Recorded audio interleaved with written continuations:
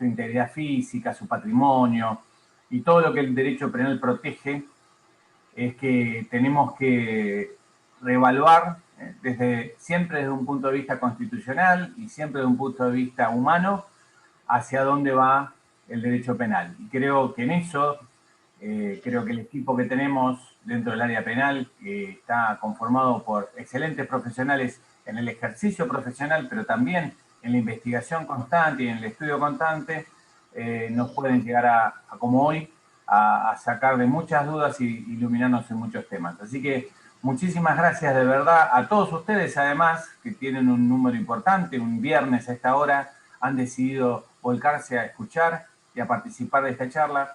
Como siempre, el colegio dispuesto a seguir generando nuevas redes para comunicarnos, para encontrarnos en esta época tan difícil, y creo que es lo que no tenemos que dejar de hacer. Así que realmente muy agradecido a los participantes y por supuesto a los organizadores y desde ya a los expositores. Así que los dejo con Juan Navarro para que nos presente la charla. Muchas gracias. Bueno, gracias Jorge y bueno, bienvenidos a todos y todas que nos acompañan esta tarde. Y desde el área penal quisimos darle otra visión al tema de la legítima defensa e incorporar una mirada de la filosofía, de la antropología política para ver la sociedad cómo recepciona este tipo de hechos, ¿no?, de la legítima defensa y lo que está bien, lo que está mal, qué miradas distintas se van teniendo sobre un mismo tema, con distintos enfoques. Y para eso hemos convocado y le damos las gracias en nombre del presidente del colegio, doctor Jorge Frega, en el mío propio y de todo el Instituto de Derecho Penal, a Nahuel Milcharsky, licenciado en filosofía, investigador de la UBA, así que para nosotros le damos la bienvenida en nombre del colegio por este aporte que va a ser muy enriquecedor en base a lo que estuvimos charlando. Y bueno, los dos amigos de la casa, dos integrantes de los institutos, tanto doctor Fabián González como Andrés Iván Hidalgo, nos van a dar también la visión del punto de vista del derecho, del punto de vista técnico, pero queríamos poderle imprimir otra impronta, valga la redundancia, a todo lo que tenga que ver con las cuestiones sociales que han marcado, en este caso, que no lo queremos puntualizar únicamente en Chocobar, sino que queremos darle el sentido de lo que es la legítima defensa y, como les decía recién, todo un aspecto que tenga que ver con lo político, lo jurídico, los operadores del sistema. Así que no vinieron, como bien dice a veces Jorge Frega, no vinieron a escucharme a mí, sino a los invitados de hoy, así que le voy a pasar la palabra a Alejandra Amarillo para que nos organice un poco la exposición. Así que Alejandra, todo tuyo, continuar con la exposición. Gracias Juan, buenas tardes a todos, bienvenida y muchas gracias a la gente de Formosa que vi por ahí, un placer que estén conectados. Lo mío es muy breve, para después darle la palabra a quienes van a disertar, por un tema de organización y un tema de tiempo también. Les voy a pedir que todos aquellos que estén interesados en formular algún tipo de pregunta, la hagan a través del chat y cuando terminen los 3 invitados que tenemos hoy, les voy a ir dando la palabra a cada uno dentro de lo que el tiempo nos permita. Una charla muy interesante que debatimos y bien como dijo Juan, darle una impronta completamente distinta más allá de lo técnico, para eso lo tenemos a Nahuel, que va a ser un placer escucharlo. Así que el primero en salir al toro, como dicen, es Fabián González, doctor, todo suyo. Hola, buenas tardes. Se escucha bien, ¿no? ¿Me pueden hacer muy bien. El ok nomás? Bueno, gracias a Jorge Frega, a Juan Navarro y a vos, Ale, por hacer esta introducción tan generosa. Prometo, voy a hacer una pequeña introducción al tema, que más que introducción también va a ser un poco una provocación para reflexionar sobre esta idea de que arbitrariamente traté de buscar un título casi con connotaciones literarias de que lo denominamos ¿por qué matan los que matan? y pasaremos cómo hacemos para defendernos frente a los que matan y a ver si nuestra conducta al matar también nos constituye como parte de los que matan también, ¿no? Y bueno, y después haré un vuelo rasante sobre cómo es la actuación y la utilización de la fuerza y de las armas por parte de la policía.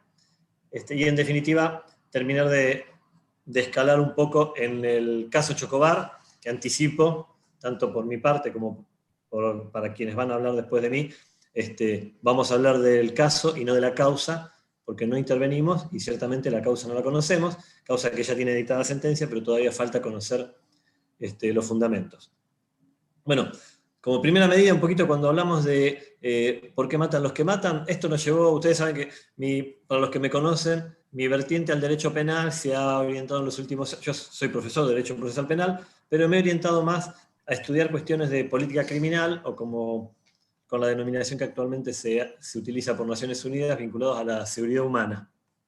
Yo hablo rápido, cualquier cosa alguno me hace seña y hablo un poquito más despacio. A la referencia a la que quiero hacer ahora es aquellos homicidios, pero excluyendo los homicidios que están vinculados a cuestiones de violencia provocada en escenarios de conflictos de género, o también dejar a un costado aquellos que son de carácter culposo, sino que me quería centrar a los homicidios que se cometen vinculados al desprecio a la vida por colocar por sobre ella el derecho a la propiedad. Es el caso de los homicidios cometidos en ocasión de robo. Desde una mirada que por ahí Nahuel la puede hacer más amplia, pero por ahí con un concepto que va a exceder la parte que me toca a mí, uno podría vincularla a cuestiones antropológicas, como puede ser la falta de oportunidades, la falta de, no sé, cuestiones, algunos la vinculan a la pobreza, a las necesidades, situación que en este caso no voy a abordar, sino que estrictamente lo que querríamos ver en una investigación que es más profunda, pero casi para contarles el final de esa investigación, tratábamos de ver por qué se suceden esos hechos en donde uno dice, viste que lo mataron por robarle una bicicleta, lo mataron por robarle el celular. ¿Qué es lo que lleva? Bueno, lo primero que encontrábamos es que tengan en cuenta que todo esto que voy a decir, en definitiva, a veces me siento que soy un ordenador de obviedades, porque son todas cosas que ustedes, sobre todo los que están en el ámbito del derecho penal, o en el ámbito de la ejecución penal, ahí la veo a Ana María Canal, son todas cosas que ustedes, estos conocimientos ya los tienen, pero por ahí a veces lo que somos es ordenadores de ideas. Entonces, lo que advertíamos es que muchas veces, o mayoritariamente, estas muertes se producen porque el delincuente lo sabe, la capacidad de investigación que tenemos, por la cual, matando, hoy en día, suelo decir que es más fácil esclarecer el robo de un celular o el robo de una bicicleta que un homicidio. ¿Y saben por qué? Independientemente de los avances que podemos tener en materia de criminalística, de las distintas ciencias de apoyo para el esclarecimiento de un hecho, es que cuando matan a la víctima, matan al testigo privilegiado. Hoy los hechos se esclarecen normalmente o los llevamos por delante, o son situaciones de flagrancia, o si no es porque la víctima los pudo llegar a reconocer. Ustedes imagínense el cuadro de situación que yo ingrese a robar a la casa de alguno de ustedes. ¿Qué tienen que hacer ustedes? Tienen que matarme. Soy la persona que los va a reconocer, los va a identificar. Y ese es un razonamiento que se utiliza en el ámbito de una delincuencia, como se suele hablar en una jerga tumbera, sin códigos, en donde, reitero, el desprecio, ya por lo pronto, el desprecio de la vida que tienen de ellos mismos, es la misma. Imagínense cuánto es la valoración de la vida que tienen sobre la víctima. Entonces, al momento de querer robarles un celular, una bicicleta, en cuanto hay un poco de resistencia, en cuanto hay un poco de observación en exceso, o cualquier cosa que a ellos les comprometa, lo que van a hacer ponen en peligro la vida. A veces, aunque suene horrible en el ámbito del derecho decir esto, frente a un robo lo mejor es hacer que la escena de violencia pase lo más rápido posible, y si uno se puede anticipar, más que repeler, para el ciudadano común lo aconsejable es huir. Ahora, frente al hecho, ¿cuáles son las situaciones por las cuales nosotros podemos defendernos? ustedes imagínense que la defensa frente a un hecho de violencia, en definitiva, no queda otra, son muy pocas las posibilidades que tenemos de defendernos a través de la palabra. O sea que es muy probable que nosotros tengamos que defendernos haciendo uso de una fuerza tal como para poder resistir la agresión ilegítima a la que estamos sufriendo. Y voy ingresando de a poquito al concepto de la legítima defensa como causal de inimputabilidad. Ustedes saben que cuando, paso rápido esto porque la mayoría de ustedes lo saben, nosotros para poder ejercer el concepto de la legítima defensa, ustedes, la inimputabilidad, yo sé que lo saben, pero déjenmelo repetir, es la posibilidad de cometer un delito y en definitiva no tener pena. Esa es la causal de inimputabilidad. Y se tienen que dar 3 requisitos, eso es el artículo 34, inciso 6 del Código Penal, que ya lo saben, lo repito por un hábito nomás, y se tienen que dar los 3 requisitos, primero que es la agresión ilegítima, la necesidad racional del medio empleado para impedirla o repelerla, y después la falta de provocación suficiente por parte de quien se defiende. Cuando hablamos de la agresión ilegítima, bueno, vamos a detenernos un poquito acá, es sufrir ese ataque, esa afectación a un derecho, y tiene alguna característica, en forma bastante genérica, que lo que tiene que ser es actual o inminente. No entendemos una agresión ilegítima frente a la agresión ilegítima que nos permita a nosotros repelerla con una acción posterior, o que se trate de ser como, o diferida. La agresión ilegítima tiene que ser un momento, o sea, yo voy a usar ejemplos extremos para esta charla, pero yo no podría, frente a una agresión ilegítima de que hoy salí sábado a la noche, me amenazaron con un arma, o me efectuaron un disparo, y voy el sábado que viene porque sé que lo encuentro y le efectúo el disparo, y con esa idea, pese a haber sufrido la agresión ilegítima, creer que puedo entrar dentro del concepto de la legítima defensa. O sea que la agresión ilegítima tiene que ser, como les dije, actual e inminente. Y acuérdense estos conceptos porque va a estar derivado un poquito a cuando tratemos el escenario de la causa Chocobar, o del caso Chocobar. Después también la necesidad racional del medio empleado para impedirlo o repelerla. También yo lo suelo decir en un concepto más fácil, hablamos de la reacción necesaria. ¿Cuál es la reacción que tenemos que tener nosotros para poder repeler esa agresión? Si no, muchas veces esa suerte de teoría de equivalencia del arma que usa con el arma que uso yo sería muy difícil, porque solamente podría ser un arma de fuego cuando del otro lado tenga arma de fuego. Y hay otros escenarios de violencia que también me pueden llevar a repelerlos a través de la utilización de un arma. Y por último, la falta de provocación suficiente por parte de que se defiende, en palabras más o palabras menos, como dirían los chicos, es ver quién la empezó, no ser uno el que ocasionó la situación esa que derivó en la agresión. Ahora bien, cuando nosotros vamos a hablar de sufrir esta agresión ilegítima, acá ya voy a entrar de a poquito al concepto de lo sucedido en el expediente Chocobar. Nosotros, por lo menos, tenemos ciertos grados de certeza a partir de lo que conocemos de modo público, ¿no?, de esa causa. ¿En qué consistiría la causa, más o menos? Bueno, tenemos el caso de un policía, yo me había notado acá algunos conceptos que había buscado de esa causa, que en el ámbito de un robo a un turista norteamericano, que 2 personas van para robarle la cámara de sacar fotos. Bueno, en ese momento Chocobar, que estaba en ese momento paseando en la ciudad de Buenos Aires. Chocobar, acuérdense que era un efectivo de la policía, creo que la policía local de Avellaneda, advierte esa situación y persigue a lo que tenía también datos efectivos de certeza, que era un delincuente que con un arma blanca, aparentemente, en ese momento, había lesionado gravemente al turista para quitarle el arma. Emprende fuga frente a la palabra de alto policía. Aproximadamente, en ese momento también, les cuento, el otro delincuente, el menor, ese lo detienen con posterioridad.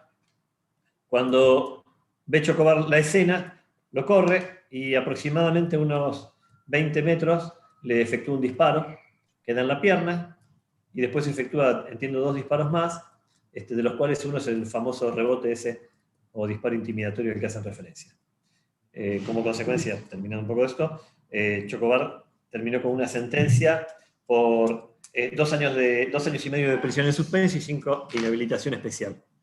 La calificación legal fue homicidio cometido en exceso de un deber legalmente impuesto. Ustedes saben que el exceso en materia de legítima defensa tiene la pena por el delito culposo, digamos, en caso de haberse consumado. En este caso tiene la pena un delito culposo. Por eso la pena a la que pudo acceder es a una pena que tiene prisión en suspenso, es el motivo por el cual Chocobar no está encarcelado. Bueno, sobre ese escenario, hago una aclaración primero, que yo como soy un hombre de derecho, ustedes imagínense, siempre me voy a poner del lado del Estado. Primer dato. Más allá de que yo soy docente en la escuela de policía, lo cual me hace generar una alta empatía con todo lo que es el personal de la policía de la provincia de Buenos Aires. Así que voy a tratar de dar esta breve descripción, dejando a un lado todas las pasiones que uno pone a veces en el ejercicio del derecho y poder pensar cuál sería la respuesta si fuéramos, por ejemplo, cualquiera de nosotros a un examen en el Consejo de la Magistratura. Y la escena es esta, entonces. ¿Puedo quedar en causal de inimputabilidad efectuando disparos de fuego a una persona en fuga? Bueno, la verdad que mayoritariamente, independientemente, de vuelta les digo, de la empatía que me puede producir la figura de un delincuente y la figura de un policía que genera su acción a partir de lo que es de un cumplimiento del deber. Como lo hace también, como puedo decir, la acción que genera, en este caso quien terminó siendo víctima, es a partir de la comisión de un delito. O sea que ustedes imaginan, así instintivamente, o si yo les digo a ustedes, che, levanten la mano, ¿quién está a favor de la actuación de la policía? Mayoritariamente me lo va a decir que sí. De hecho, si yo les pregunto, che, ¿ustedes a quién querrían tener de vecino en la esquina? ¿A Chocobar o al delincuente que salió a robar? Y me van a decir a Chocobar, seguramente. Oye, sí. Pero, en definitiva, lo que yo les quiero significar es que, aclaro además, el arma estaba en el bolsillo cuando encuentran al delincuente fallecido. No encuentro todavía, más allá de que no conocemos los fundamentos de la sentencia, una legitimación que permita a la policía efectuar primero el disparo intimidatorio y menos en una zona urbana. No está legislado en ningún protocolo la utilización del disparo intimidatorio. El disparo intimidatorio podría aceptarse que se haga al suelo, en un lugar en donde haya tierra, y que sea una zona, yo diría, casi rural, de modo tal que uno sepa que no va a haber ningún elemento que pueda efectuar el rebote. En zonas urbanas, en cemento, el disparo va a rebotar. Si el disparo intimidatorio es al cielo, va a caer, y por una cuestión de ley de gravedad, va a caer con la misma fuerza con la que salió al momento de llegar al suelo. Así que el disparo intimidatorio, en definitiva, siempre va a generar, yo me tengo que representar que a alguien voy a terminar lesionando. Ni hablar de hacer un disparo intimidatorio a la altura de un cuerpo en una zona urbana, en donde, más allá de que no impacte en el cuerpo de la persona a la que quiero pensar que quiero detener, es muy probable que pueda lesionar o matar a algún otro transeúnte por ahí o testigo del hecho. En líneas generales, la situación es esa. Si me dicen, todavía no me convence el hecho de el homicidio cometido en el exceso de un deber, aclaro que la policía no tiene el deber de matar, primer dato, no tiene el deber de matar. No existe que nos diga que se puede utilizar el arma para detener. La persecución policial se lo persigue al delincuente para poner al servicio de la justicia. No hay forma de pensar, o sea, no puedo caer en el concepto de que lo pongo a disposición de la justicia, ese concepto del Far West, el vivo o muerto. Así que, bueno, creo que entiendo yo, por ahí seguramente quienes me siguen lo van a poder tratar de discernir un poco más. Entiendo que también que como sociedad no sé si estamos en condiciones de poder aceptar la prisión perpetua de Chocobar. El fallo, si ustedes me dicen si esto fuera, como les dije hoy, un examen, el delito así como como está desarrollado, por lo menos en lo que conocemos del caso y no de la causa, es un homicidio agravado por haber sido cometido por un funcionario con abuso de sus funciones.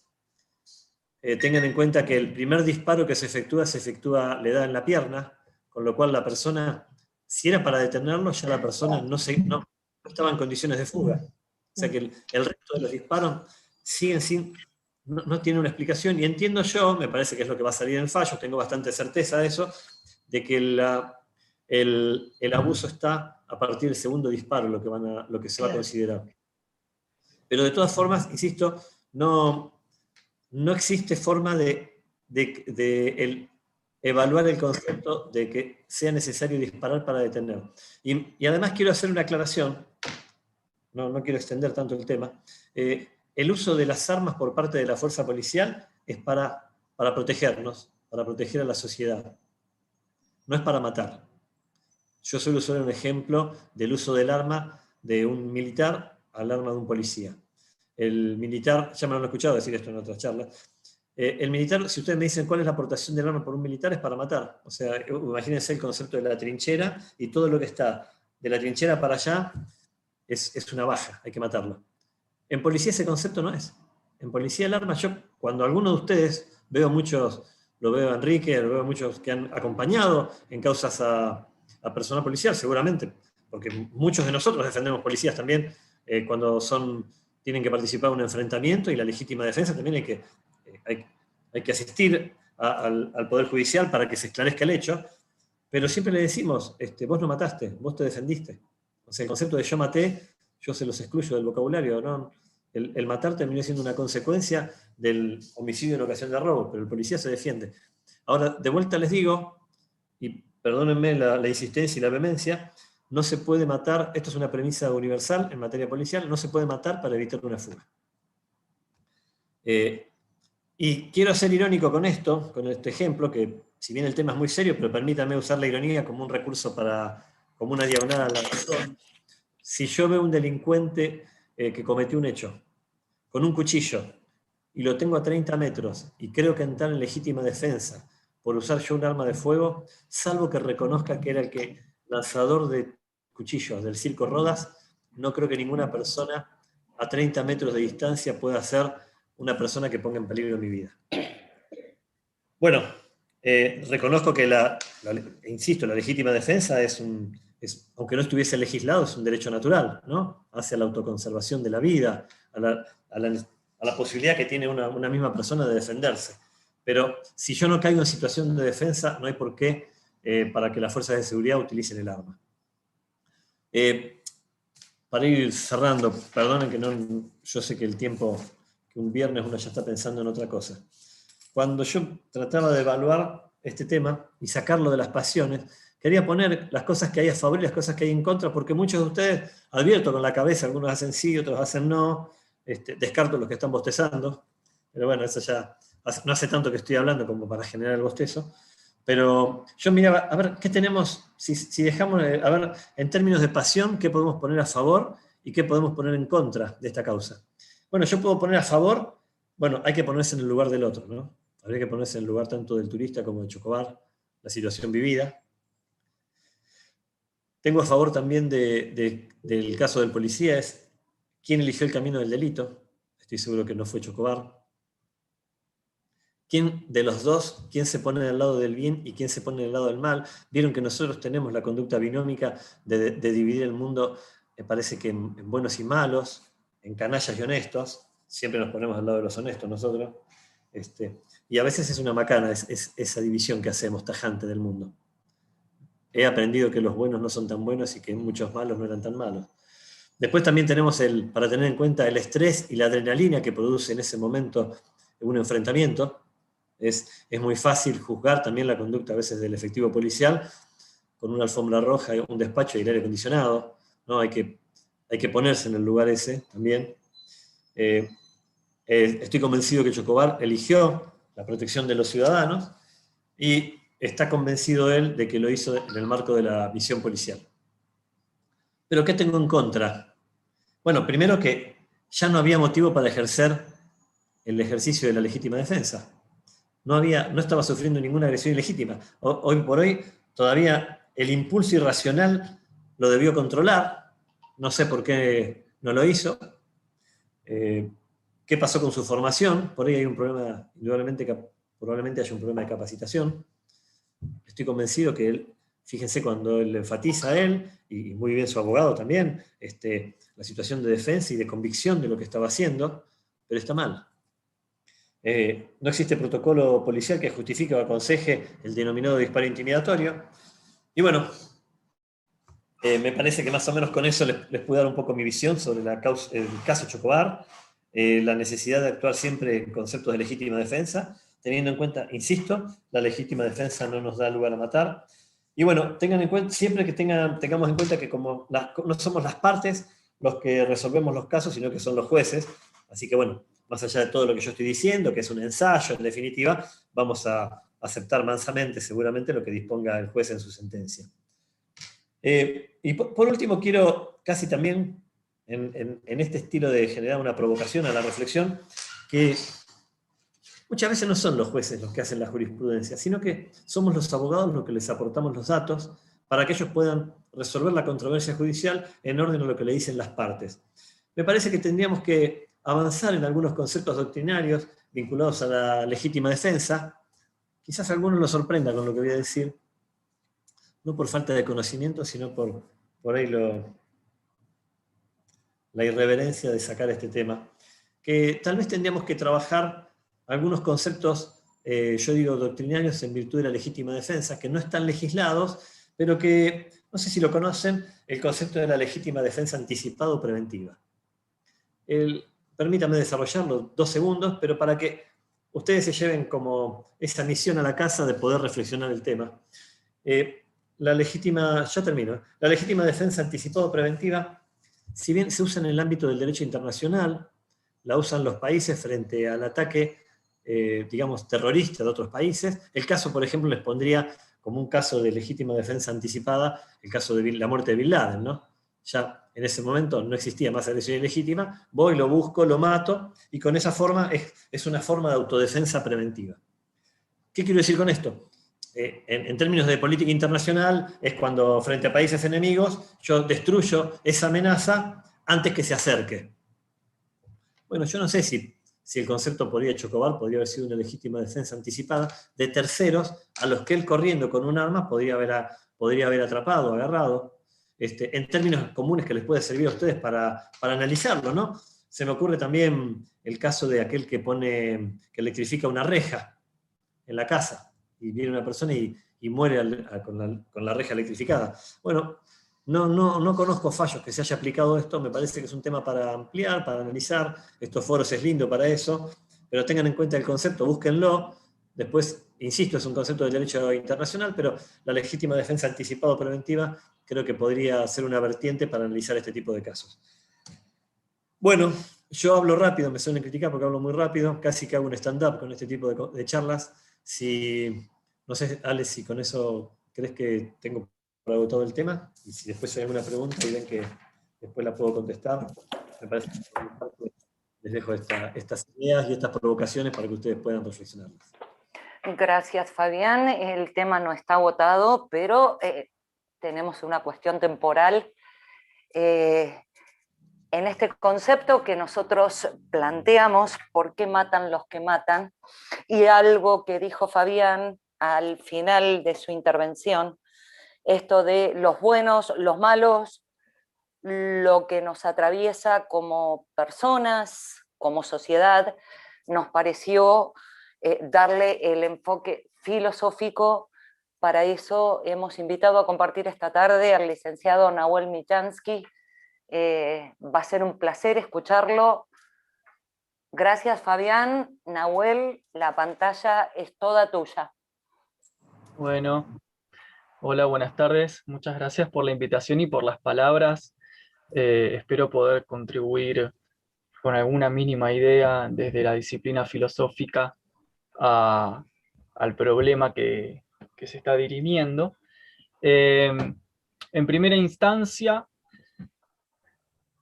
cuando hablamos de un caso como este, tenemos que hablar de 2 cuestiones.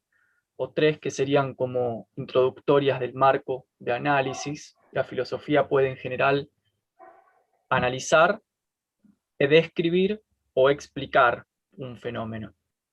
Depende del enfoque epistemológico que se lleva adelante. Un fenómeno puede ser analizado o sintetizado, puede ser descrito, o también puede ser explicado. Cuando se habla de una explicación, se está buscando generalmente una causa primera, un principio de razón suficiente, que dé cuenta del acaecer del fenómeno.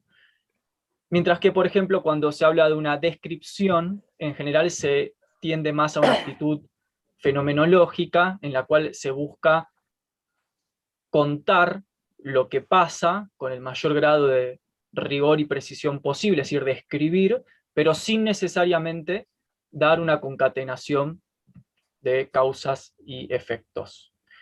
En particular, me parece fundamental, desde la filosofía, cuando hablamos de casos tan resonantes como estos, hacer una segunda aclaración metodológica, hecha la primera, y es que en filosofía es fundamental, y en realidad en cualquier disciplina humana, desde hace 5.000 años hasta hoy, cualquier saber humano, cualquier ciencia social, cualquier discurso de alguna disciplina de las humanidades, es fundamental la distinción entre forma y contenido.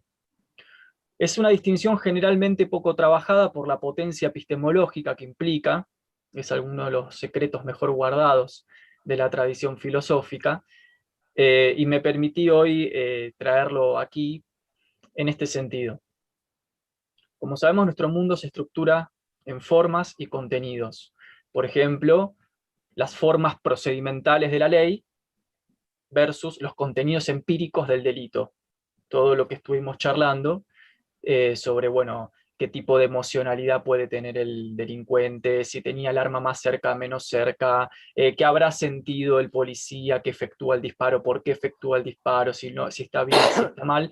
En general tienden a ser debates o aproximaciones de contenido, es decir, en filosofía se llama eso descripción o análisis empírico, donde el foco está puesto en el contenido experiencial de lo que sucede y sus matices, sus especificidades, sus complejidades. Ahora bien, en términos de formas, estos contenidos colisionan directo y de forma lisa y llana con toda una tradición contractualista y garantista que tenemos detrás y que ha estructurado los pilares del derecho y la política occidentales después de la modernidad, donde justamente la construcción, por ejemplo, del aparato jurídico no se piensa o no se ha querido pensar, por lo menos desde la modernidad hasta nuestro tiempo, desde el lugar del contenido, sino desde el lugar de las formas, es decir, desde el lugar de la estructura y de los fundamentos primeros que darían cuenta de la legitimidad versus, o en asociación con la legalidad,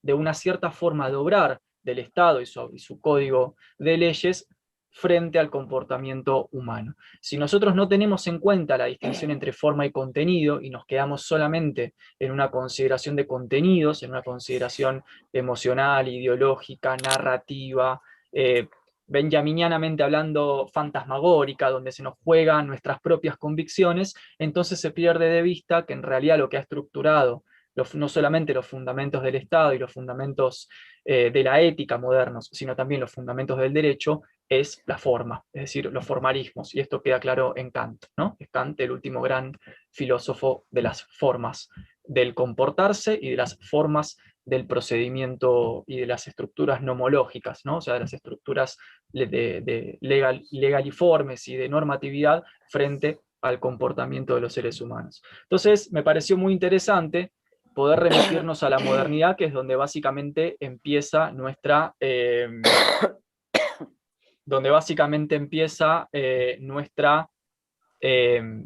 problema, nuestro asunto. Y me pareció interesante hacerlo a través o a partir de una tríada, que era la que debatíamos el otro día, entre legal legítimo, la diferencia entre legal y legítimo. Recordemos que algo sea legal no significa que es legítimo, ¿no? La prostitución fue legal mucho tiempo en muchos países y no por eso es moralmente legítima.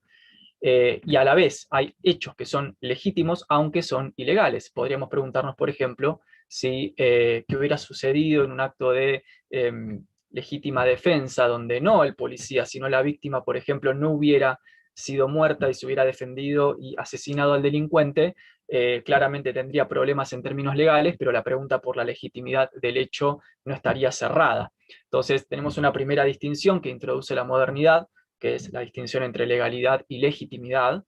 Después tenemos una dimensión de la narrativa que nos pareció interesante en términos de cómo estos acontecimientos se muestran de cara a la sociedad, y de hecho recién uno de los compañeros utilizó una expresión muy adecuada, que es la expresión interpretación, porque no solamente tenemos el problema de la legalidad y la legitimidad, con visos a la tradición moderna, ante esta clase de acontecimientos problemáticos, dilemáticos, aporéticos, podríamos decir, sino que después tenemos la interpretación social, es decir, lo que en filosofía se conoce como la hermenéutica del suceso, ¿sí? La interpretación que se pueda dar más allá de la cuestión de lo legítimo y lo legal. Y en última instancia, y con este polo ya sí terminamos de hacer un acercamiento quizás cabal a nuestro disparador desde la tradición contractualista moderna, que es el de las estructuras políticas, que en realidad medio que lo estuve introduciendo hace un ratito cuando hablaba de que lo que ha fundamentado los pilares del Estado y el derecho modernos no son las cuestiones de contenido empírico, sino las cuestiones de formas.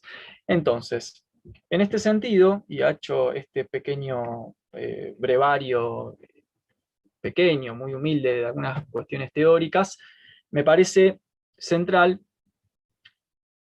remitirnos a la distinción y al problema que hace o que plantea Hobbes en el Leviatán con respecto al delito, ¿no? Yo más o menos voy a plantear una idea de Hobbes, Leviatán, siglo XVII, una idea de cómo esto es recapitulado en Carl Schmitt, quien escribe un texto fundamental para el derecho y la política contemporánea, que es Teología Política, y cómo esto es a la vez recapitulado en los escritos sobre la violencia divina versus la violencia del derecho en Walter Benjamin, para de alguna forma aproximarnos a la narrativa, ¿no? Cómo esto era interpretado, ¿no? Porque más allá de los dispositivos legales, la normatividad y los procedimientos, después tenemos la cuestión de la interpretación y la puja social, es decir, la demanda social por una cierta, podríamos decir beberianamente hablando, la aniquilación del profano, ¿no? Es decir, la sociedad pide que alguien pague siempre. ¿Por qué? Bueno, tenemos en el medio el problema clave ideológico de la secularización, para ir acercándonos a algunas consecuencias a partir de Hobbes. ¿Qué queremos decir con esto? Nosotros tendemos a pensar que nuestras ideas medievales fueron totalmente extirpadas a partir del surgimiento de las instituciones modernas. Sin embargo, eso no es real. Max Weber nos muestra que la secularización, el periodo secular, es decir, la retracción de las instituciones religiosas medievales, no implicó la desaparición del pensamiento medieval. Lo que implicó es la desaparición de la institución medieval. Pero el pensamiento medieval, en el cual, por ejemplo, se encuentra la idea del santo y del profano, y de que el santo es el héroe que tiene que ser salvado, mientras que el profano es el asesino, el pecador, el que está del otro lado, el totalmente otro que tiene que ser castigado y sacrificado. Esas distinciones se meten al interior de la esfera civil, preñando, por ejemplo, las instituciones políticas, jurídicas y también comunicativas, ¿no? Porque si hablamos de interpretación, tenemos que hablar de que la gente interpreta esta clase de acontecimientos a partir de la lógica del santo y del profano. La pregunta es quién fue el santo y quién fue el profano. Esta lógica es la base de nuestras grietas interpretativas contemporáneas. Siempre hay un bueno y un bueno que se salva, un malo que debe morir. Pero alguien debe morir, y esa es nuestra lógica medieval, nuestra raigambre medieval al día de hoy dentro de instituciones modernas. Por eso siempre tenemos un conflicto narrativo entre lo que las instituciones modernas intentan hacer frente a esta clase de sucesos y las interpretaciones de origen medieval secular, es decir, ideas que venían de la medievalidad y fueron metidas dentro de la esfera civil, que aún no han desaparecido.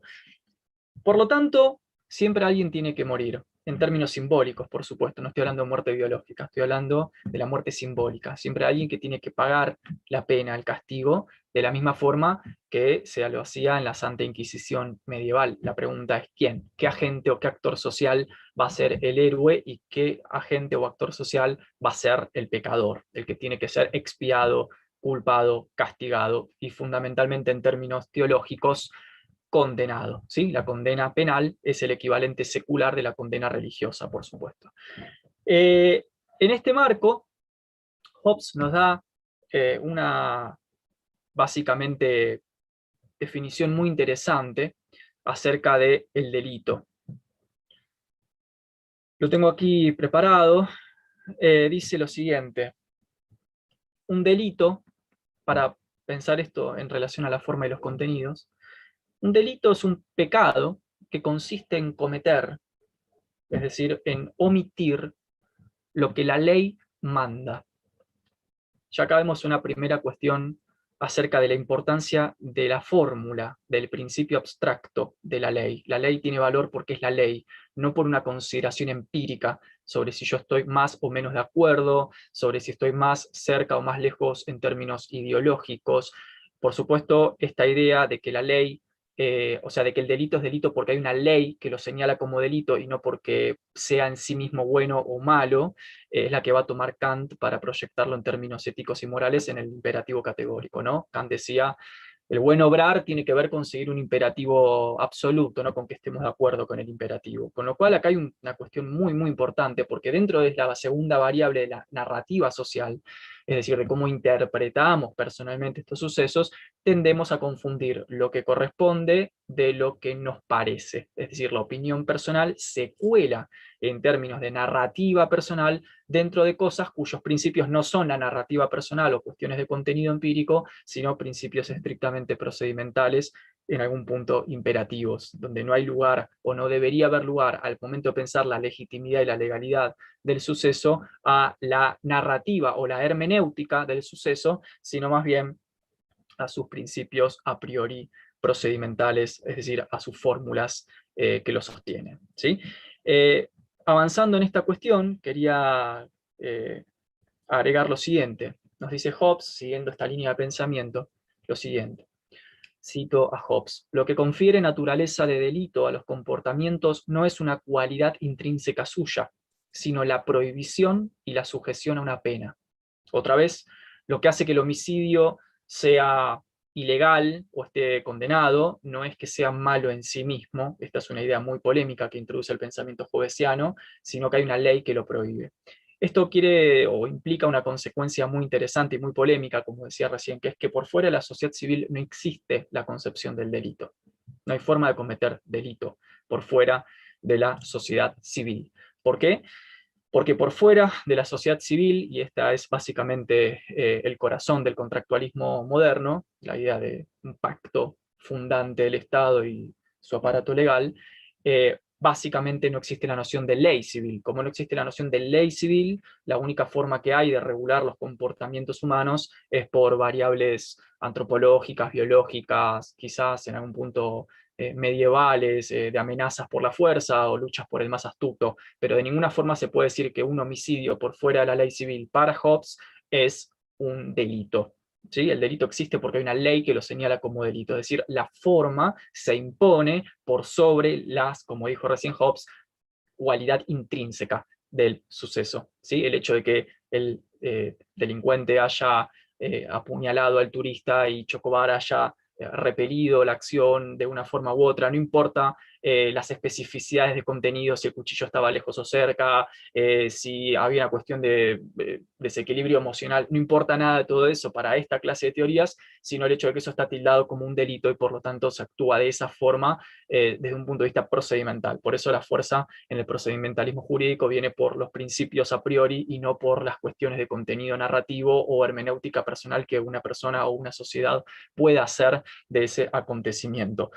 De forma peculiar, esto es recepcionado en Carl Schmitt, gran filósofo de la política y el derecho contemporáneo, quien va a agregar a esto una complejidad adicional, volviendo a esto de cómo en realidad nosotros no nos hemos despojado de las ideas medievales, sino que solamente se actualizaron nuestras instituciones, pero nuestras ideas quedaron, por eso queremos que siempre alguien pague y sea condenado, y no queremos que todos se salven. Esto se ve incluso en nuestras producciones cinematográficas, siempre hay un bueno y un malo.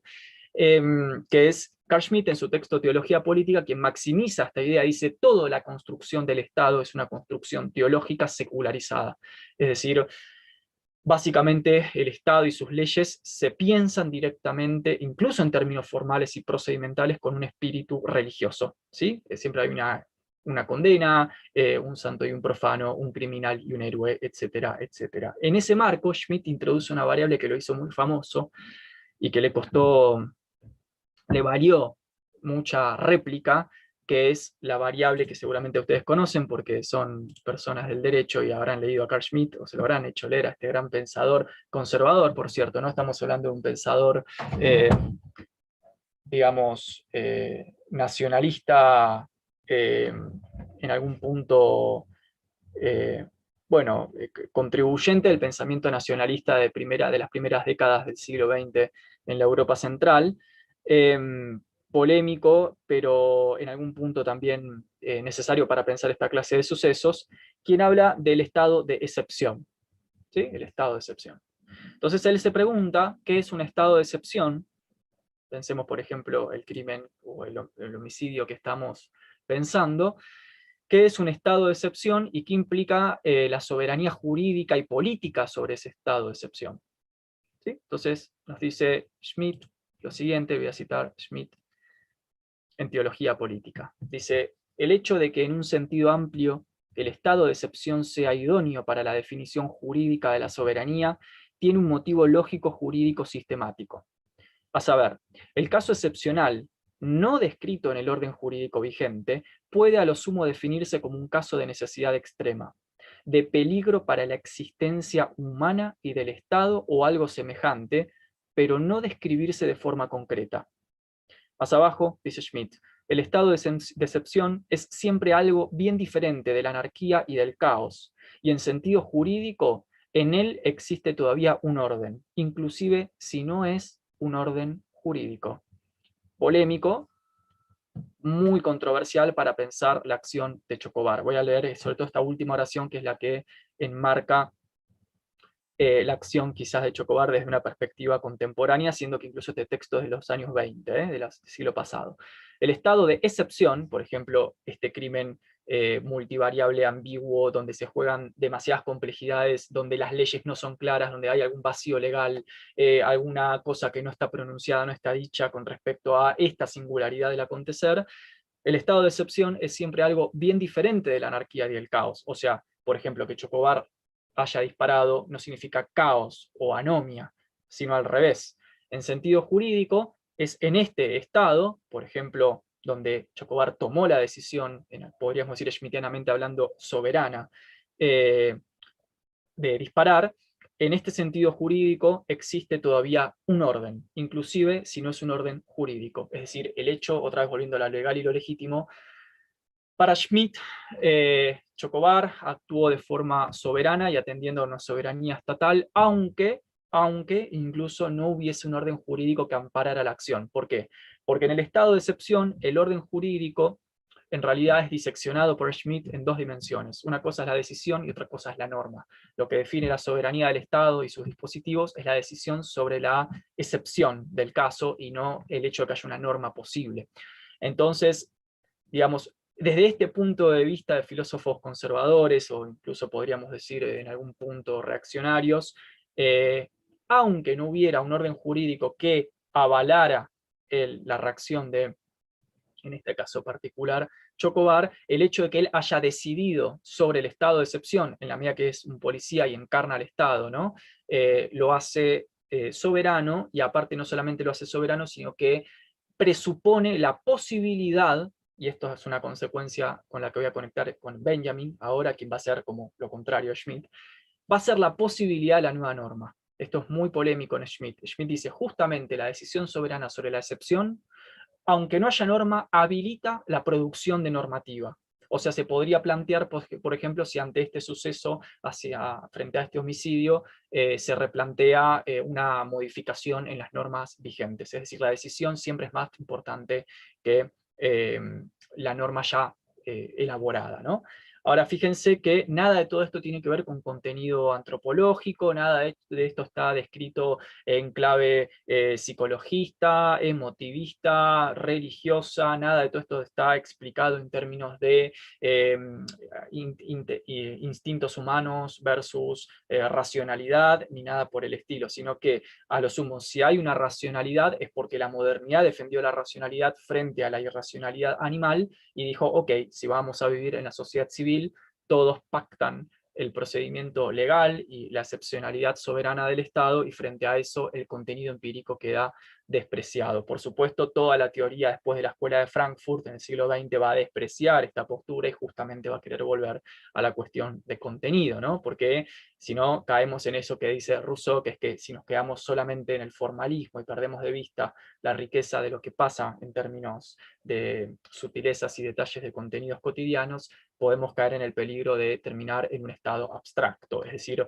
como dice Rousseau, donde somos todos iguales en términos procedimentales frente a la ley, pero las cárceles están llenas de pobres, ¿no? Entonces habría claramente una importancia en el siglo XX por retornar a una, sobre todo en las teorías del neomarxismo, ¿no? Y en los nacionalismos, por volver a valorar justamente la riqueza del acontecer empírico que había quedado en algún punto, a excepción de Hegel, que sí lo resolvió, pero sacando a Hegel, había quedado muy secundada o en segundo lugar frente a la prioridad de la soberanía, el decisionismo y el normativismo procedimental.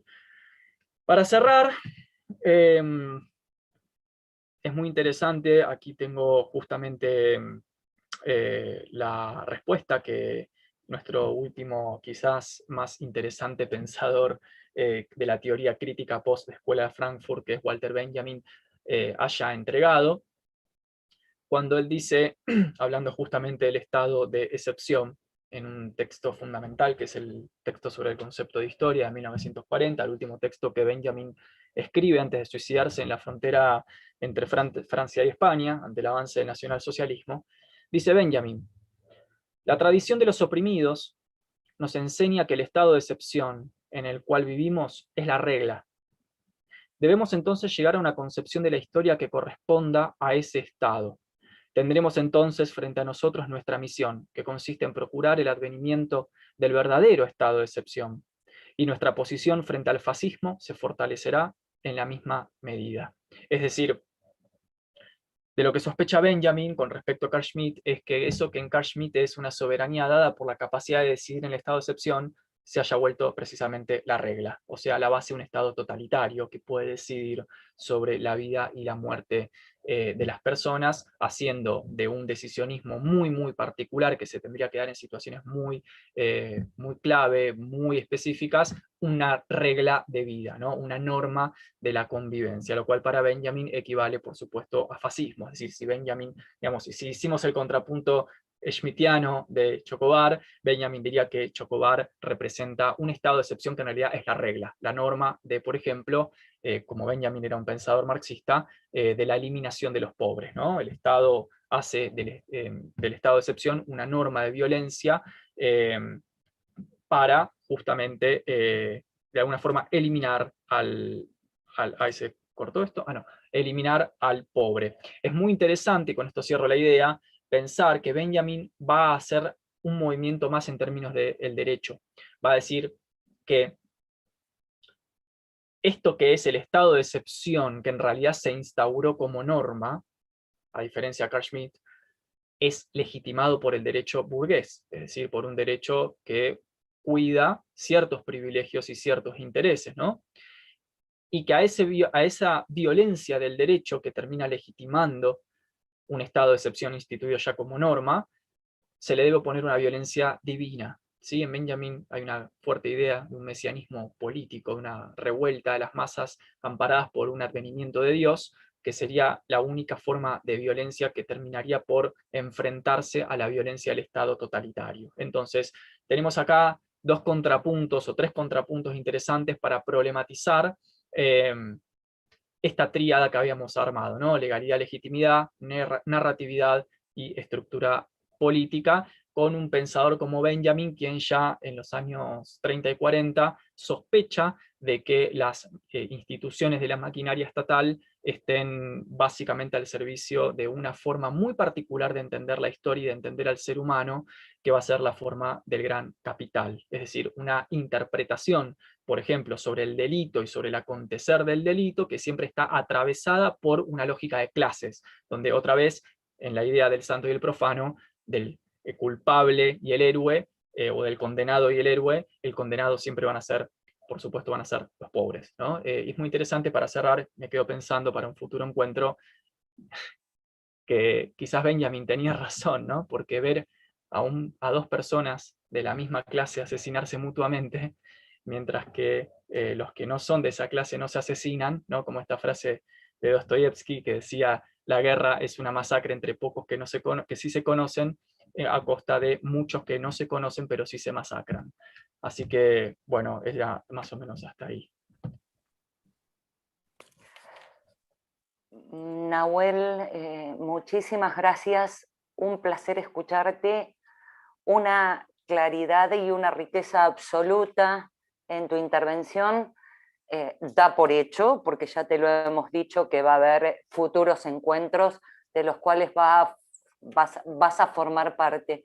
Muchísimas Bueno, gracias. A ustedes por la invitación, muchas gracias. No, gracias a vos. Un gusto, un placer. Recuerdo, después de escucharlo a Nahuel, que tuvo un profesor durante mi carrera universitaria, para mí uno de los mejores, que fue el doctor Perucchi, que nos hablaba de la cosmovisión del derecho, y a esa edad lo mirábamos con los ojos abiertos porque él era profesor de Derecho Aeronáutico.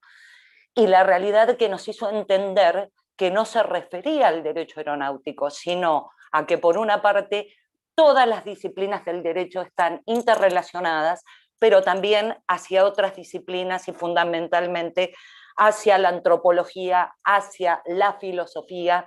Así que con la intervención de Fabián y con la intervención de Nahuel, nos queda algo que los dos han tocado, que tiene que ver con la agresión ilegítima, con la proporcionalidad o la irracionalidad del medio empleado y con la provocación suficiente y lo que se considera el ejercicio de la legítima defensa o el exceso. De ese tema va a hablar el doctor Viviano Hidalgo y nos va a ampliar los conceptos que han tocado los dos amigos anteriores. Andrés, tu turno. Muy buenas tardes. Es una falta de respeto que estoy hablando después que habló Fabián y Nahuel, ya está, listo, cerremos. Pero pese a eso, gracias por haberme invitado y gracias por dejarme dar unas palabras. Quería aclarar una situación, que quede claro algo. No estamos hablando de un vacío legal sobre los conceptos. Estamos hablando de una causal de justificación. Y es más, en la sentencia, como está dispuesta, no estamos hablando tampoco de una causal de justificación. Estamos hablando de un cumplimiento del deber, tal es así que esa es la condena que imponen. Y características sobre el exceso. Antes de poder entrar en lo que es la cuestión del exceso en sí mismo, lo cual hasta podemos llegar a discutir si existiría exceso en los cumplimientos del deber, porque el cumplimiento del deber es cumplir una forma determinada de cómo están establecidas las obligaciones para algo, y como algo que dijo Fabián muy claro, ningún policía tiene la obligación de matar. Entonces, entramos en esa discusión, si me permiten, después. Primero quiero dejar claro tres conceptos que entiendo que son fundamentales para poder entender las causales de justificación. Primero, ¿qué justificamos? Yo sé que todos acá entendemos que es una cuestión de antijuricidad. Pero ¿qué es lo que justificamos? Una acción típica, algo a lo cual cualquier persona estaría más cerca de estar condenada que de otra situación. Por ende, si estamos hablando que es una justificación, es algo que es muy especial dentro del derecho penal, porque lo que se invierte hasta la carga de la prueba. Las causales de justificación, como todos sabemos, nosotros debemos probar que estamos en esa causal de justificación. Lo cual hace que evaluemos elementos que son fundamentales. Primero, algo que nunca podemos olvidar. Hablamos de legítima defensa, algunos no hablan de legítima defensa, sino que hablan de una correcta defensa o una habilitada defensa. Sino, ¿por qué? Porque tenemos algo básico, un ataque. Tenemos un primer ataque. No podemos, con esta frase, ¿por qué matan los que matan? Me hiciste pensar mucho, Fabián, la verdad que te agradezco porque hacía rato no me voy al cerebro de esa manera. Hay cuestiones que es, ¿por qué mata el que mata? Señores, no olvidemos algo, no podemos establecer o olvidar que hay una agresión inicial. No podemos justificar nuestra defensa en base a que alguien hace una agresión. Porque este es el error de concepto de decir, si alguien me está atacando, no lo puedo conseguir como justificación para poder atacarlo a él. Digamos, sería un ataque encubierto eso. La defensa es algo que me está sobrepasando, algo que necesito repeler, algo que el Estado no me puede cubrir. Porque este es el problema. La legítima defensa aparece como una herramienta que le otorga al Estado una libertad o una mínima carta de actuación para que ninguna persona que no tiene por qué sufrir una agresión ilegítima o algún tipo de daño o aceptar que se le vulneren sus derechos, tenga una herramienta de reacción. ¿Por qué? Porque no tiene ninguna posibilidad que el Estado intervenga en ese punto. Entonces, como dijo Fabián, acá lo que se plantea es, no se necesita, la ley te dice que vos huyas si podés. Si podés buscar una segunda instancia menos lesiva, siempre tenés que evaluar la situación menos lesiva, siempre tenés que interpretar las cosas donde resguardes tus derechos o garantices la protección de tus bienes como personas o bienes jurídicos como la vida, o como la integridad, o como la familia, que vos lo resguardes, pero siempre y cuando puedas hacer la mínima lesión posible contra el agresor. Entonces, esa posición necesita mucha frialdad. Y ahí aparece un tema que es muy duro. A nosotros nos enseñan en la facultad casi matemáticamente la legítima defensa. Nos enseñan que hay tres causales, tres elementos que van a hacer para que se pueda aplicar la legítima defensa, y después hasta nos explican que hay ciertas condiciones en las cuales esa legítima defensa no necesitamos probarla, sino que va a tener que probarla la otra parte, que es diferente a lo que creemos. De artículos que tiene una estructura creada sobre principios del siglo pasado, sobre ideas del principio del siglo pasado, como la nocturnidad, como la posibilidad de visualización, la capacidad de identificación de los bienes, el resguardo de los bienes, algo que cambió con la evolución del mundo. Y nunca nos explican en la facultad, o a mí no me lo explicaron claramente, que es la legítima defensa. Es un elemento absolutamente subjetivo, que se analiza por un juez, que no es matemático, sino que es el análisis de un caso muy puntual en una situación muy particular. Porque si lo sacamos de esa estructura, le sacamos esa característica subjetiva o esa carga subjetiva de análisis, estaríamos claramente en una acción típica, y que la discusión de la antijuricidad es probatoria. Ya entramos en una discusión probatoria. Entonces ni siquiera lo podemos tomar como una cuestión de manual. Por ende, esto es importante rescatar, que la legítima defensa se analiza, y hay algo importante, analizarlo ex ante. Nunca lo analizamos con el diario del lunes. Con el diario del lunes, todas las acciones son posibles de evitar.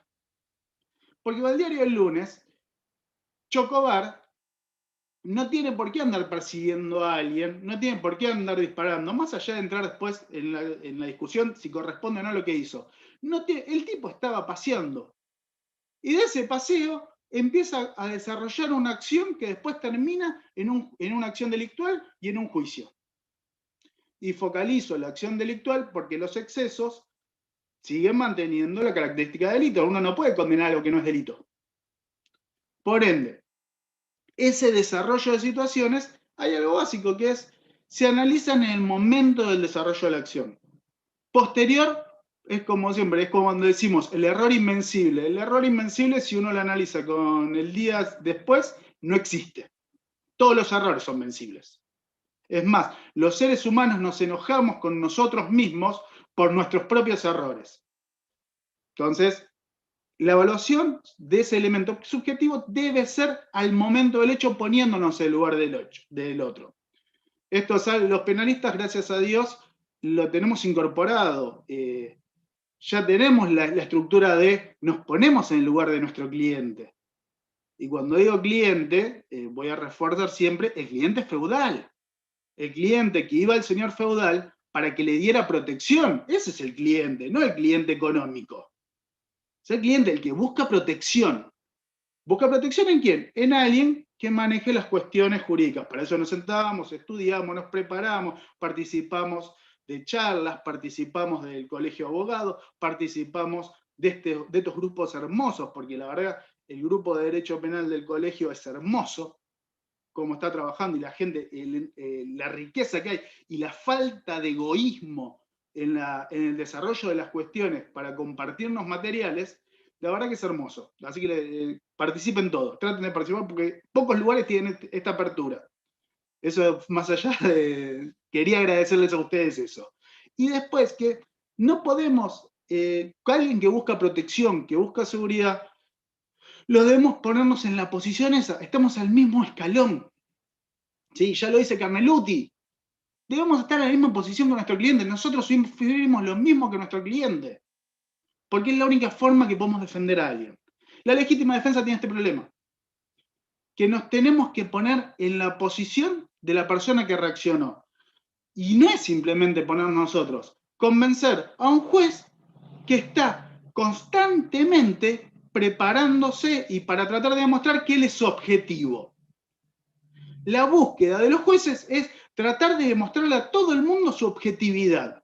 Yo no quiero jueces objetivos, quiero jueces justos. El juez objetivo es peligroso. Por ende, necesitamos que entender estos conceptos y reforzarlos. Cuando muchas veces nos pasa que alguien dice, ¿cómo te manejas en una legítima defensa? ¿Cómo resolves una situación? No, señores, cada situación es particular y es un traje a medida. Porque la legítima defensa es lo que pensó una persona determinada, la selección de acciones que hizo una persona determinada y cómo evaluó todo su acción para decir, esto que voy a hacer no debe estar prohibido. Pues si no entraríamos en los errores de prohibición, etcétera, etcétera. El otro elemento que quería remarcar con respecto en sí al caso Chocobar es la carga del análisis de una persona que actúa en base a lo que fue entrenado. Yo, Chocobar, si me siento fríamente, y como hablamos con Fabián el otro día, coincido en que estaríamos una condena altísima y técnicamente estaríamos charlando una perpetua. ¿Es justa la perpetua? No la entiendo justa. No la entendería justa.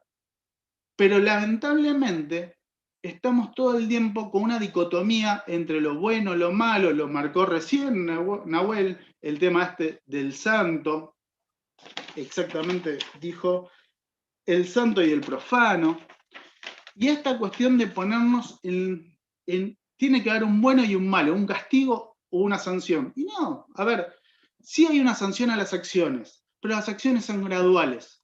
Y lamentablemente, nos están obligando la sociedad con su búsqueda natural. Cualquier persona cuando sufre un daño, lo primero que quiere es sangre. Después decimos, no, estoy superado, psicológicamente estoy más allá, puedo entender que es una persona, que es un ser humano. Cuando nos pasa algo, la primera reacción de toda acción es, quiero sangre. La víctima quiere sangre. Y si no quiere sangre, no le interesa el proceso. Por ende, esta situación hace que tengamos que evaluar si esto y el bueno y el malo no puede ser, y que las leyes no pueden limitarnos en las cuestiones. Y sí tenemos un sistema penal vetusto, antiguo, con sanciones antiguas, con sistemas carcelarios para resociabilización que termina siendo depósitos de pseudo pobres, tontos, como me encanta que dice Zaffaroni, es tonto, enemigo o pobre, de eso es la cárcel, si no, no existe para otra persona. Entonces, tenemos todos estos depósitos para tratar de demostrarle a la sociedad, mire qué justo que somos, que los matamos de frío, los enfermamos, los matamos y no les damos trabajo para que después ustedes se queden tranquilos, que el que se porta mal le pasa algo. Y no hay ni tan buenos ni tan malos, no hay persona, no hay ser humano que no haya cometido un delito, ninguno de nosotros no cometió un delito en su vida, y delito es acción típicamente antijurídica y culpable. La única diferencia es que no encontramos a nadie que los condene o que encuentre eso interesante. Pero entonces, salgamos de esa posición de buenos o malos y de juzgadores de la sociedad juzgadora. Gracias a Dios hay jueces, pero cada vez a los jueces los vamos limitando más con la información, los vamos limitando más con los medios, los vamos presionando. Quiero dar un pequeño ejemplo, que es cuando empezó la pandemia, se liberaron muchas personas con una característica de la situación de encierro y las enfermedades. Eso provocó una reacción social justificada. Entiendo que justificada. Pero ¿qué trajo eso como consecuencia? Que los jueces después tengan miedo de resolver de otra manera. Entonces, voy a volver a un concepto que los que me conocen ya me escucharon muchas veces. El juez más peligroso es el juez que no decide. El juez más peligroso es el que tiene miedo de ser juez. El que tiene miedo de aplicar su jurisdicción. Entonces, es lamentable que tengamos eso. No quiero que tengamos eso. Vamos mejorando, es mejor la sociedad, es mejor el derecho, es mejor los actores de la parte jurídica, pero no perdamos esto, no perdamos el juez que tenía ganas de ser juez. El que tenía ganas, ¿por qué? Porque es el que se va a tener que bancar, porque por algo le pagan un sueldo muy superior, le dan un despacho, le dan personal, le dan papel. ¿Para qué? Para que tenga una capacidad de decidir. Y decide él, no decide la sociedad, no decide su vecina, no decide su familia, decide él como persona.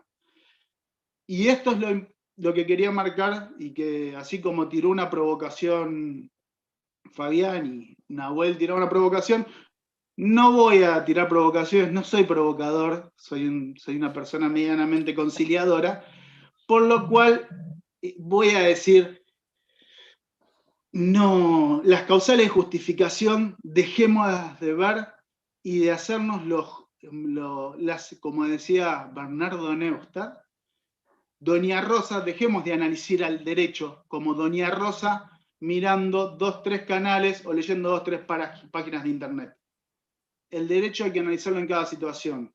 Preparemos mejor, queremos evitar casos como el de Chobar, preparemos mejor a la policía, démosles más herramientas, defendamos al Estado, defendamos las instituciones. Queremos evitar, bueno, demos alimento a las personas que tengan capacidad. Si alguien decide delinquir, tiene consecuencias. Y esto tiene que aprender toda persona que delinque. Toda acción tiene una reacción. Por lo tanto, si salió a delinquir, tiene una consecuencia. ¿La consecuencia puede ser que muera? No. Estamos todos de acuerdo en eso. Pero tenemos que entender algo. No hay un bueno o un malo. Hay que evaluar todas las condiciones. Y lamentablemente nos enseñan a analizar el derecho penal o el derecho en sí como una cuestión de buenos y malos. Y es el único derecho, antiguamente había otros, pero en la actualidad es el único derecho donde no se gana ni se pierde. Donde tanto la defensa, la fiscalía, particular damnificado, todas las partes tienen una sola cuestión, que el juez puede hacer justicia. Después veremos cómo nosotros le damos esa cámara o esa luz para que entienda la justicia. Pero todos vamos a lo mismo, a que se produzca justicia. Entonces, bueno, creo que para no agotarlos es un viernes, estamos abiertos a preguntas, así que como quieran. Muchas gracias, Andrés. Muy bueno tu abordaje. Si alguno de los colegas esperaba que analizaras el artículo 34 desde el punto de vista técnico, no fue así porque no fue la concepción de este encuentro. Sabés que pensamos muy parecido en muchos puntos que vos tocaste. Vamos a abrir a las preguntas. Yo voy a abrir con una pregunta que tiró el doctor Enrique Vázquez. Un gusto verte, Enrique, después de muchísimo tiempo. Y creo que la pregunta de Enrique va a ser un contrapunto con Andrés. El doctor Vázquez pregunta, ¿cómo influye el condicionamiento social en el juez al interpretar la norma penal y aplicar su poder sancionatorio o exculpatorio?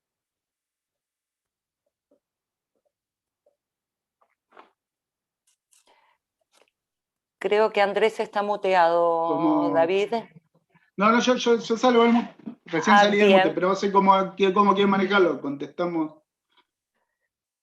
Nos vas diciendo vos, nos vas guiando. Para ver. No, yo creo que teniendo en cuenta, esto es patrimonio mío, teniendo en cuenta cómo vos analizaste este tema, me gustaría que vos respondieras a esto y en todo caso, si Enrique tiene algo para agregar o para decir, le damos la entrada a Enrique también.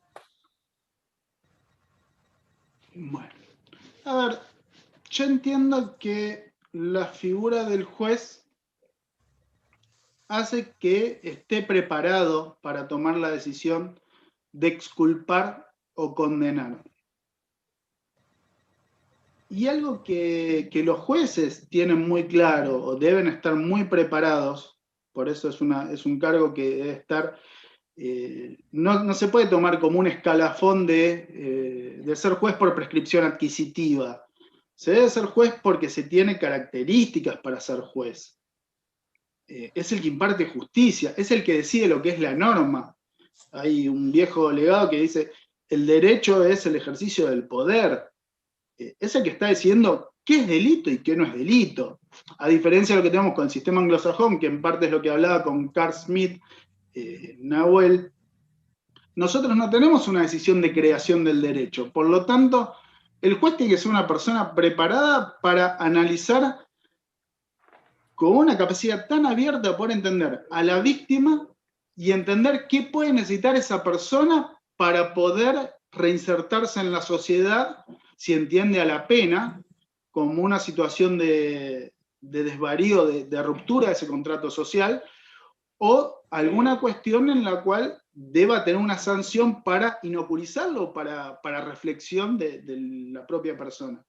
Y algo que sí deben tener los jueces, que es fundamental, es tener una decisión sobre para qué quieren la pena. Tener bien claro cuál es la función del derecho penal y para qué quieren aplicar una pena. Y algo que me encanta, siempre me gustó, fue cuando yo estudiaba me explicaron un montón de teorías de derecho penal.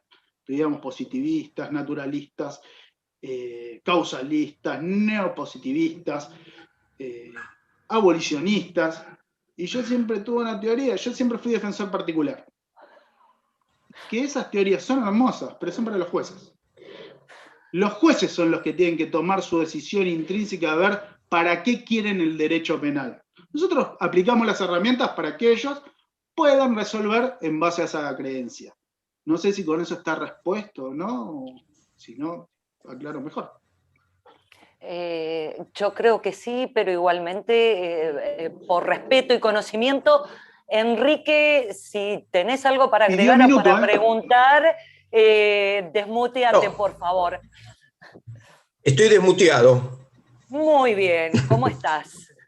Bueno, saludo, todo muy bien. Es encantador ver a tantos queridos colegas, otros no los conozco, pero bueno, verlos por acá. No tenemos el café de por medio, pero tenemos el afecto que suple esa cafeína.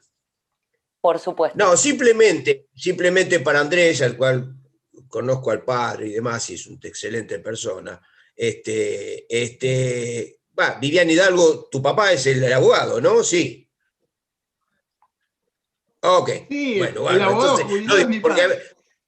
por eso, a ver si todavía me despisté y tiene algún otro hijo pródigo por ahí. El tema es así.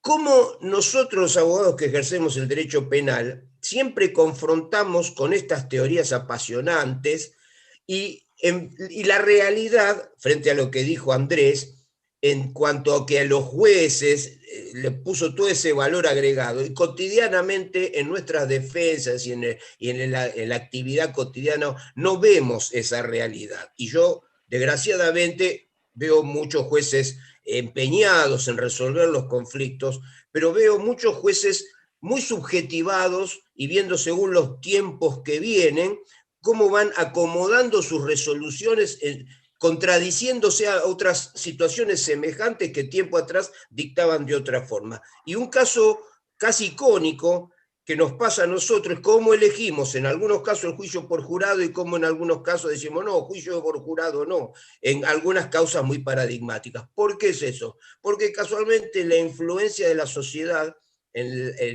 casi con un estado casi medieval, genera todas estas ambivalencias y nos hace ahora, por ejemplo, en este debate que tenemos con respecto a la legítima defensa. Seguramente mi opinión respecto del actual, por ejemplo, en el caso de Chocobar, yo lo veo más casi como un homicidio simple, si lo vemos gráficamente, pero obviamente la influencia social, mediática, más, llevó el límite de la tipicidad a engancharlo con otra acción, y ahí tenemos un conflicto casi filosófico que, bueno, es para otra reunión y otro debate y la podemos seguir. Pero yo veo a esta altura del partido el gran conflicto que sucede en el mundo también, ¿no? Cómo las leyes han tenido tratar de perfeccionarte para que el ciudadano pueda manejar su subjetividad, y nos pasa a todos. Yo porté armas alguna vez y un día que nos dijo, no la voy a portar más porque iba a ser seguramente, algún momento iba a ser un homicida, en un caso límite, decía un gran filósofo, que todos somos homicidas, basta que nos den la oportunidad. En ese devenir pasan estas cosas, ¿no? Y Chocobar tuvo su oportunidad, cometió un homicidio porque tuvo la oportunidad. Gracias. Muchas gracias, Enrique. Bueno, no hay más preguntas, no hay nadie quien haya Federico pedido. pidió palabra y Jorge. Perdón, no lo tengo registrado, discúlpenme. Federico. Pidió la palabra, dijo. Perfecto, lo omití, disculpas. Federico. Sí, muchas gracias. Miren, yo les voy a contar una historia personal. No voy a contar toda la historia porque la historia son segundos, la historia es muy larga y son segundos lo que pasa. Yo tuve un asunto así parecido al de Chocobar, no parecido al de Chocobar, pero tuve que usar un arma, tuve que defenderme y terminó mal para la otra parte y bien para mí. Creo, como se llama, que contar la historia es media hora. Lo que sucede son infracciones de segundos que nadie puede explicar por qué hace lo que hace, ni cómo reacciona frente a cada situación. Por eso yo estoy cansado, y me he cansado, en estos 60 años que tengo, 65 años que tengo, de corregir a cada una de esta gente que hablan sobre lo que le sucede a cada uno en una situación como esta, bien o mal, pero nadie puede explicar. Primero, en el derecho penal nunca hay un caso exactamente igual a otro, son todas situaciones totalmente distintas. Después, el que tiene un arma, siempre le enseñan que el que lleva un arma tiene que ser para usarla. Y si no la usa, límele la mira. La explicación es a la vista. Creo, como se llama, que lo de Chocobar, que es lo que estamos discutiendo acá, por Chocobar y sabiendo solamente lo que hemos leído en los diarios, es la reacción de alguien que fue entrenado bien o mal para defender a la sociedad, que lleva un arma y que frente a una persona que le clavaron 17 puñaladas, reaccionó de la manera que reaccionó. Aparte, no tengo claro si la bala que mató a la que murió no es producto del rebote del tiro que tiró, que es decir, no le tiró a él, sino que rebotó contra el asfalto y le pegó a él. Por eso le digo, lo que quiero decir es, nadie puede explicar desde el punto de vista filosófico, teológico o mundano lo que sucede en cada individuo y la reacción que tiene cada individuo. Contarlo es media hora, pero vivirlo son fracciones de segundo y cada uno reacciona de la manera que puede. Y entonces leemos los diarios del jubilado que se defendió cuando entraban 3 tipos a la casa y mató a 2. Y no es que quiera hacer apología del crimen ni nada por el estilo, ni siquiera hablar de que lo corrió, que corre y lo mata por la espalda. No, sino que Chocobar para mí fue entrenado, bien o mal, no lo sé, pero fue entrenado y llevaba una pistola. Y el que lleva una pistola tiene que usarla. Y lo que él hace es reaccionar frente a una persona a la cual le pretenden 17 puñaladas. Eso es lo que quería decir. No, es decir, es muy difícil poder hablar de estas cosas y por contarlas es larguísimo. Vivirlas son fracciones de segundo. Y Chocobar fue entrenado para eso. Nada más, gracias. Gracias, doctor Pinto Kramer. Otra pregunta de la doctora Vallejo Gerreño. Creo que es para vos, Fabián. A ver qué opinas respecto a esto. ¿Considera que este caso, refiriéndose a Chocobar, puede dar lugar a la creación de una ley que ampare estas situaciones en beneficio de la policía? Tengo ganas de contestar yo, pero va a contestar el doctor González. Bueno, tengan en cuenta que no hay que sacar una ley especial para policías, porque, digamos, la policía es una fuerza civil organizada militarmente que pertenece a la comunidad, a la sociedad, y para actuar dentro de, digamos, dentro de nosotros mismos. No necesita tener un código, una suerte de código de justicia militar para actuar en la represión del delito. Respecto, ahora, también es una cuestión legislativa, ¿no? Se podría sacar una norma, por ejemplo, podría pensar, hablar algunos conceptos como el que dijimos hoy, por ejemplo, la legítima defensa anticipada o preventiva, que no existe en nuestro orden legal. Podríamos, bueno, después cualquier norma que se saque que vincule a que la policía podría disparar, nada más que porque una persona se aleja del Estado de Derecho, probablemente pueda ser declarada inconstitucional. Así que, pero bueno, ustedes vieron que hemos tenido normas, no quiero poner ejemplos, pero normas que sí, que nos parecen que no podrían estar nunca dentro del ámbito jurídico y las tenemos. Así que bueno, sí, digamos, como cosa personal, yo opino que no, pero podría haber un proyecto que se presente de hacer una norma que ampare ciertas conductas policiales. De todas formas, lo que un poquito anticipando, yendo sobre la respuesta de Pinto Kramer, ¿no? Del doctor, es difícil en derecho procesal penal. Yo a mis alumnos les digo que para entender el derecho procesal hay que victimizarse, hay que pensar como que algo que le pasa a uno. Pero también te victimiza cuando el proceso penal te atrapa. Yo no tengo duda que lo que está viviendo Chocobar es un drama.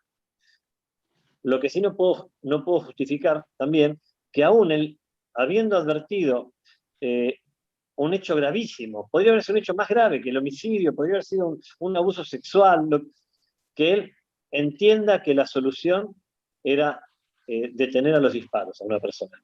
De vuelta, si no hay situación de peligro, no puede haber utilización del arma. Y en ese caso, así como está, por lo menos los grados de certeza que tenemos a partir de lo que surge de la prensa, no había situación de peligro. Había cesado la situación de peligro, porque cuando hay fuga, cesa la situación de peligro. Por eso en fuga muchas veces los disparos el disparo dinámico ese se produce por la espalda. En cuanto al proyectil que le pone fin a la vida del del delincuente en este caso, ¿no? También recordemos que el fallecido es un delincuente, no por sentencia, sino por el hecho que cometió. El que lo dispara, él tiene primero un disparo en la pierna, con lo cual aún así, ahí podríamos decir, bueno, si era para detenerlo, una persona con un disparo en la pierna no va a seguir su carrera, poder seguir la fuga. Aparentemente el disparo mortal, efectivamente, es un disparo al suelo que rebotó. Entonces ahí tengo, primero, no puede haber disparo intimidatorio al suelo, y después la otra reflexión que me da es que normalmente, pero bueno, esto es muy subjetivo, un disparo a 30 metros al suelo me da más que fue mala puntería que un disparo intimidatorio. Bueno, esa es un poquito mi idea. Pero lo último, lo que les quiero decir, cuando uno cuenta un caso personal, yo he sufrido entraderas, yo he estado lastimado, mi familia ha estado lastimado, mis padres sufrieron el cuento del tío y tuvieron una entradera, pero siempre digo yo que cuando me invitan a algún foro así, que no discuto con víctimas, porque siempre tiene razón. A mí cuando alguno me cuenta lo que le pasó, digo, no tenés razón, listo, me pongo a los pies, no hay forma de discutir con una víctima, porque más vale que siempre tiene razón. Así que bueno, esa es un poquito mi posición frente a estas dos preguntas. Gracias, Fabián. Andrés, me Dos pediste cositas. la palabra y vamos cerrando. Bueno, el tema, quería dos puntos que es, coincido con Fabián, yo también tengo esa teoría, no se puede discutir con víctima. Nadie que no sufra algo en carne propia puede analizar lo mismo de la misma forma. Así como analizamos de una situación con esto de Chocobar, yo podría criticar el estado físico de Chocobar, yo podría criticar la decisión de por qué tiene que usar un arma y no puede atrapar a un delincuente herido, podría discutir varios factores. Por eso es que, como dijimos al principio, no vamos a hablar de la causa de Chocobar, vamos a hablar del caso de Chocobar. Porque justamente hay un montón de factores que va a haber. Y con respecto a lo de si tendría que haber una norma, en eso puntualmente quería explayarme, existe la norma, existe, hay una acción. Es más, ahí tendremos que entrar muy finito en una discusión de si estamos en una tipicidad conglobante o si estamos en una discusión de tipicidad o de antijuricidad sobre la acción. Pero sí tenemos la obligación, cualquier persona que hace una acción, fíjense algo, que esto me olvidé de decirlo en la cuestión de legítima defensa. Cuando alguien aplica legítima defensa, lo hace después de tener una declaración indagatoria o después de una declaración de un 308. Quiere decir que es una persona, es un imputado que tiene que explicar en su primer acto de defensa por qué tomó tal decisión o por qué hizo tal cosa. Eso no puede eximir a las fuerzas de seguridad a que no tengan que justificar por qué tomó esa decisión. Y ahí está justamente la capacidad de los jueces, de los fiscales, de interpretar o de entender las acciones por qué se hicieron. Y ahí también está, porque es una cuestión absolutamente subjetiva de por qué alguien toma una decisión. Yo puedo tener una causal de justificación que me entraría de cajón, casi reglamentariamente, una causal de justificación, y capaz que lo que pasó es una pésima puntería, pasó una pésima decisión, y dejó de ser una causal de justificación. Entonces, es obligatorio, y por eso vuelvo a reiterar, es una acción típica. Para cualquier persona esto sería una condena, pero en los casos de las causas de justificación o de cumplimiento del deber, que ahí sí se traslada a la tipicidad y a cumplimentar, hay que explicar por qué yo tomé tales decisiones y por qué las hice. Si no, cualquier persona está abierta a actuar por fuera del derecho, por fuera de hacer su propia ley, porque igual yo no tengo que darle explicaciones a nadie porque yo me defendí. No, flaco, acción típica, explica por qué la hiciste. Si es justificada, fantástico, no vas a tener punición, no va a haber delito, pero explícalo, porque no podemos permitir que la normativa se violente constantemente por la mera decisión de una persona en un momento determinado. ¿Sabés qué pasa, Andrés? Y ya ahora le pasamos a Alejandra y a Jorge para que cierre, que la policía, por lo menos los amigos que tengo, siempre me han dicho algo, y esto puede justificar muchas conductas. Me dicen, mirá, Navarro, cuando vos tenés un arma de la celda, de tribunales salís, pero del ataúd no salís, así que yo no dudo. Ese es un problema, ¿viste? De la celda salgo, dice, pero del ataúd no. Lamentablemente es una formación, digamos, que bueno, va a contrapelo todo lo que hemos aprendido en el derecho. Bueno, Ale, vamos Gracias, cerrando. Juan. Decimos Sí, a Jorge sí, sí, sí. Sí, cómo no. que Sí, cierre la jornada. sí. Mucho por andar todavía, muchísimo. Mucha concurrencia. Yo quiero darle las gracias en nombre de Juan, de Fernando, de David, de Fabián, de Andrés. Gracias por estar en la tarde de hoy viernes. Y le voy a pasar a Jorge Frega para que cierre la jornada del día de hoy. Muchísimas gracias a todos por estar y un abrazo grande. Jorge. Bueno, gracias, Alejandra. Por supuesto, no voy a seguir agradeciendo. Solamente voy a destacar la presencia de la doctora Gladys Pellegrini, que me llamó mucho la atención que en este foro y en este espacio esté presente. Es claro que la temática le interesa, así que bienvenida, aunque sea un poco tarde, y gracias por estar, porque la calidad de los oyentes hace también al nivel de lo que queremos brindar. Se nos fue nuestro Nahuel, que era el filósofo, y a mí me gusta, ya quizás sea porque estoy poniéndome viejo, me gusta más la filosofía que el derecho, vuelvo a mis raíces. Y me acuerdo que en esta tríada de la que habla, que es verdad que habla de legitimidad y de ley, pero si ustedes van a la etimología de la palabra, ambas nacen de legem, que quiere decir ley. O sea, el concepto de ley material amplio es el que nos rige. Y yo tengo todavía esa espada que me carcome el alma, que es el principio aristotélico tomista, ¿no? De que en realidad la ética está por encima de estas cosas. El derecho no es más que una concreción de lo justo. Procura hacer lo justo. Entonces, la legitimidad tiene que acompañar a la ley. Y la legítima defensa no es más que tratar de que acoger con la ley lo que nosotros creemos que es justo, ¿sí? Por supuesto, como todo principio moral, la moral abarca muchas otras virtudes de las que el derecho no se va a ocupar. Puede abarcar desde la solidaridad, que también está incluida en alguna forma, o puede abarcar la templanza u otras formas que también acompañan la vida del ser humano. La templanza en el que maneja un arma, que tiene que ver mucho con la diligencia, con el cuidado, con la protección del otro, con todas esas cosas que dijeron acá. Quien tiene poder, y en este caso poder de fuego, tiene poder sobre la vida o la integridad física del otro, tiene que obrar con mucho más cuidado que aquel que no lo tiene. Y lamentablemente las funciones en una sociedad son distintas. El que asume el rol de defender a los demás y de protegerlos, desde el político, ciudadano, funcionario público, tiene un rol mucho más difícil y más complejo que el que tiene aquel que ha decidido no respetar la ley, ha decidido delinquir. Y claro que su función es más difícil. Por eso también nosotros que tenemos cargas como abogado tenemos una función mucho más difícil. A nosotros se nos pide, a los hombres del derecho, en cualquiera de las funciones que tengamos, se nos pide una conducta mucho más proba, más cuidada, que se le pida a cualquier ciudadano en otra función. No porque los otros puedan incumplir la ley, sino porque nosotros, insisto, somos difusores del derecho, de la ley.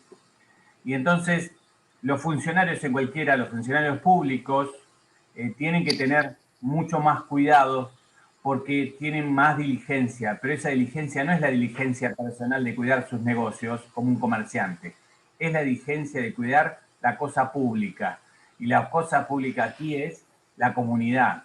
Por eso me parece que la reflexión de la que escuchamos hoy, creo que nos podemos llevar para seguir pensando, me llevo yo para seguir pensando que la ley siempre es la eclosión, la muestra de lo que nosotros sentimos como comunidad. Y si una comunidad tiene bajos valores morales porque cree que la justicia es más o menos algo adaptable a las necesidades, o peor aún, a los intereses, o más grave aún, a los deseos de uno, termina pasando que creemos que lo que deseamos es nuestro derecho. Y nuestro derecho no es lo que deseamos. Nuestro derecho es, como diría Hobbes, es apegarse a la ley. Como dirían los contractualistas, es la única forma de ser libres es respetar la ley. Porque para eso fue creada, para que podamos ser libres. Así que gracias, muchas gracias por este público tan interesante, tan valioso, a estos expositores. Y bueno, y celebro nuevamente que estemos juntos en un evento de esta categoría. Así que muchas gracias. Y con esto doy por cerrada, Juan, la charla de hoy. Un aplauso para... Gracias. Gracias. Buenas noches, buen fin de semana para todos y nos veremos pronto. Felices Día de los Padres. Gracias. Igualmente para Gracias, todos Jorge. los papás. Gracias. Luego, gracias. Bueno, feliz día para todos. Muy buen fin de semana y feliz Día del Padre para que corresponde. Feliz día, gracias, Feliz día para todos. excelente. Chao. Gladys, un placer.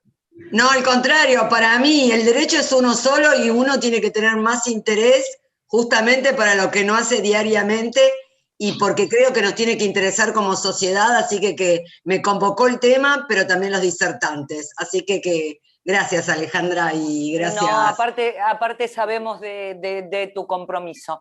Mira. Muchísimas gracias por estar. Besos. contrario. Saludos a todos. Saludos. Chao.